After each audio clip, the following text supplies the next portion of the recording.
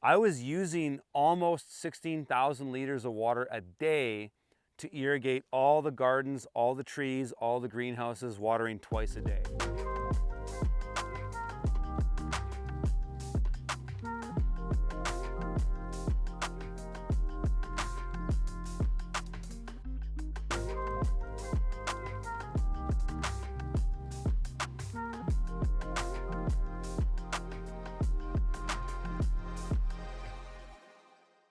So we're standing in this kind of food forest area. I'll talk about it in a minute on our way up there, but I just wanted to show you some principles of how this system works. So the line, this is the main, and it's a 1¼ inch line. It's a prime 100 line, so that means it can hold 100 psi of pressure, though it wouldn't really hold any more than 40, 60 at the most when the well is on.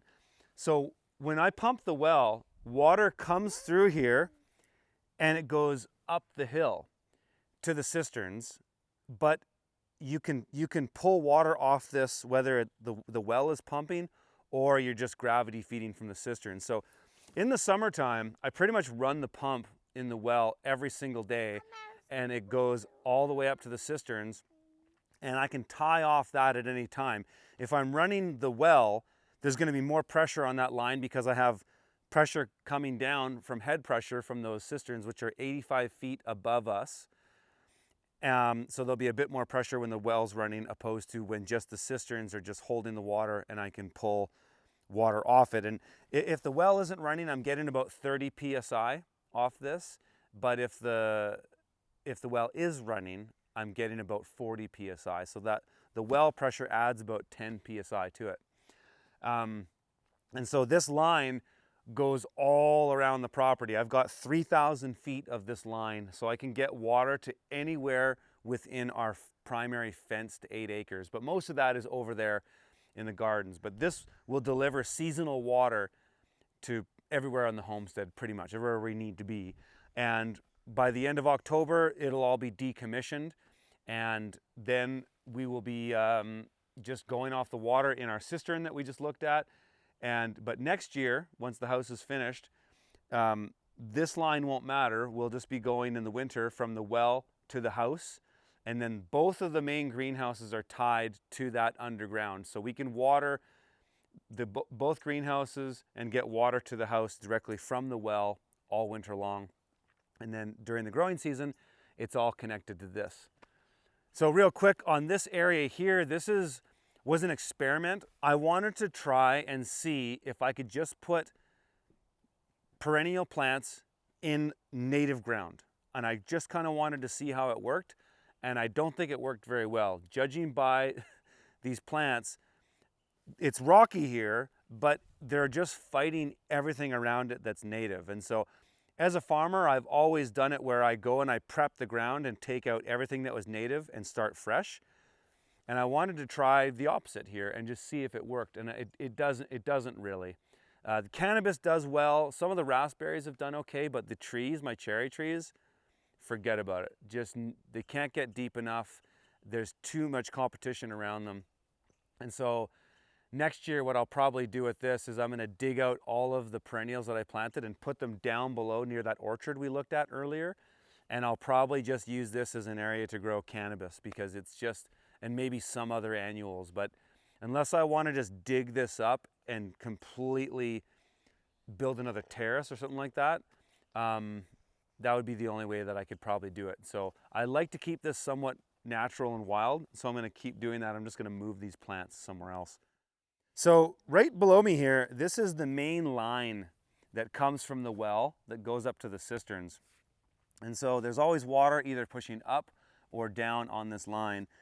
And I put on-off valves at various points so that if I need to tie into this somewhere, I can just turn it off here, opposed to having to climb all the way up to the cisterns. So that's something that happens at multiple points on the property. But essentially with this line, I can tee off this anywhere and get a really good amount of flow and relatively good pressure. At this point, it's probably 25 psi that we get here. Whereas if we keep going down, the pressure will get higher and higher. But this line essentially is coming directly from the well and is going to go all the way up to the cisterns. And so you can see some spots here where I've teed off. So this tees off here and gets water to this RV that we have for guests, and also irrigates another portion of the food forest up here. And then it keeps coming up.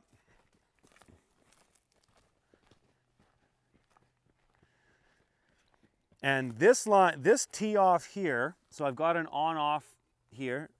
This is the tee that delivers water to the entire gardens. So this one is very important. And I've got a 40 mesh filter in here because our water is quite rich in calcium. It's what you would call hard water because our well is straight through limestone. This tee also takes water to that cistern that we were just at, the 40,000 liter cistern.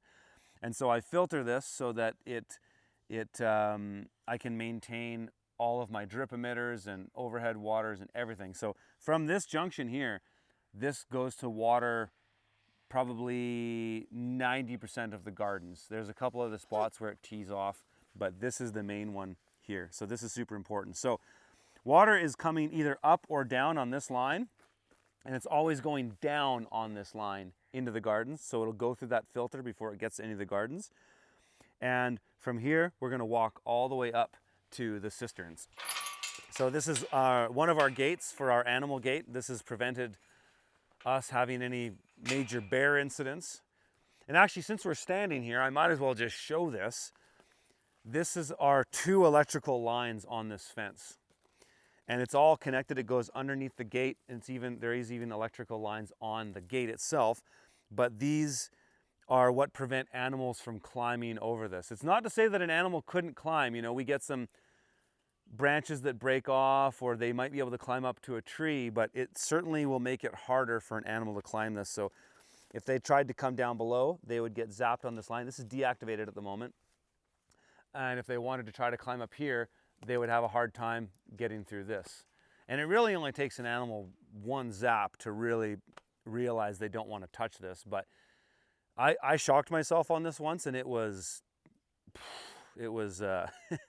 pretty heavy. Certainly not enough to kill you, but it's enough to really make you go, okay, I'm not touching that anymore. So this is our line that goes all the way up to the cistern. And you'll notice there's another 1/2 inch line to the right. And what this line is an overflow line connected to one sprinkler from the cisterns. And the reason for it is so that I just did this temporarily, because the way I'm running this now until the house is built is I have to manually manage this. I turn on a breaker, I pump water up the hill, and that water won't stop. I've taken the flush valve off because it would short out the pump, and so I don't want to do that. So above we have an overflow system, which I'll show you, and when that overflows, it comes down this line and I can see a sprinkler running. So when I know that sprinkler's running, I know my tanks are full, and then I just turn off the breaker. It's a temporary thing. Once the whole system is complete, I won't need to run that at all. But you can see our line just continues all the way up here. It's probably 300 linear feet that it goes from where we just were at the gate all the way to the cisterns.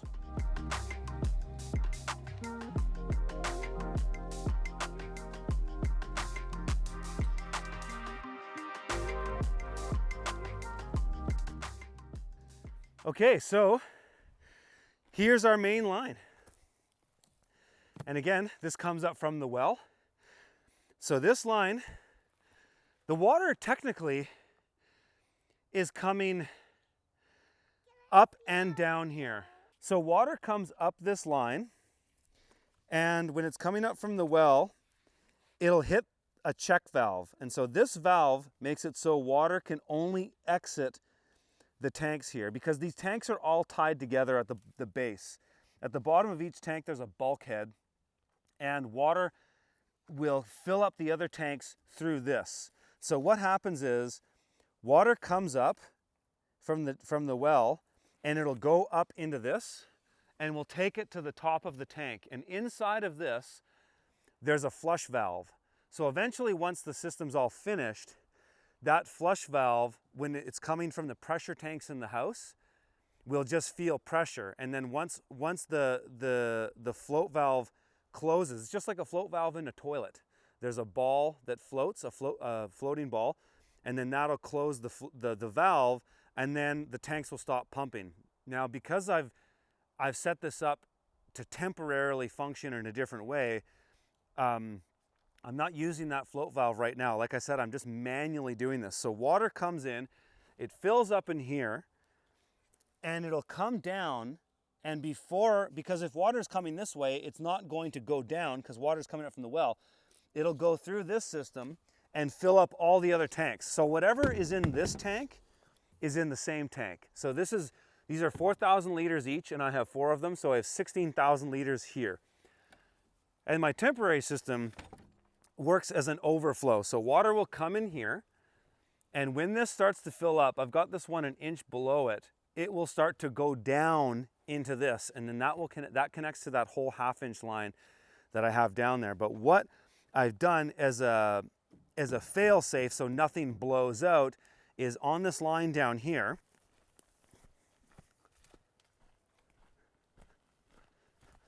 so this is my exit line, my overflow line. And I don't even have clamps on here because it doesn't really hold any high pressure.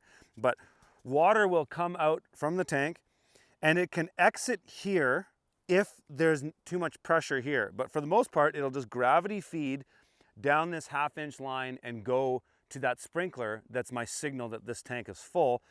And if that is taking too much pressure, because that sprinkler might be running for an hour before I notice it, it can also exit out of this T. So it'll just overflow. That's actually why it's really green in this area, because it has watered a decent amount.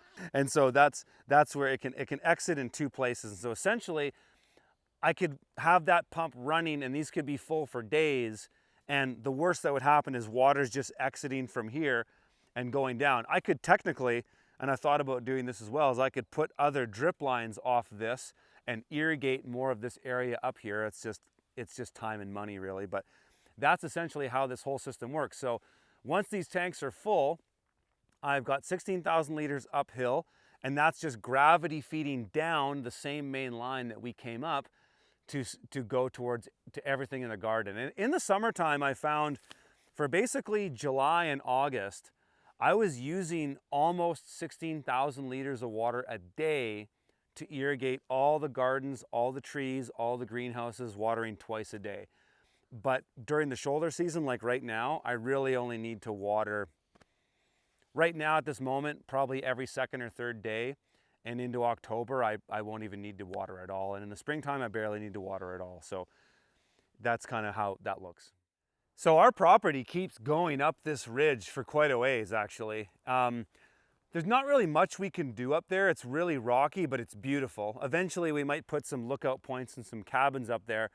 We probably have another 8 elderberry trees up there that we're harvesting from, that we'll be harvesting from very soon. And yeah, we don't really do much up there, but it's really nice to have an area where we can just take the kids for a hike and go up to the top and look down at the homestead and everything. It's quite beautiful.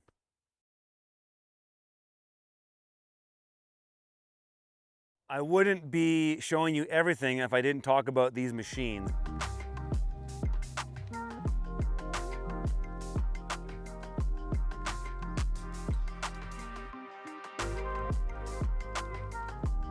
Check out my site fromthefield.tv. It's where I post all my vlogs and the vast majority of all my content. All right, guys, we'll see you in the next one.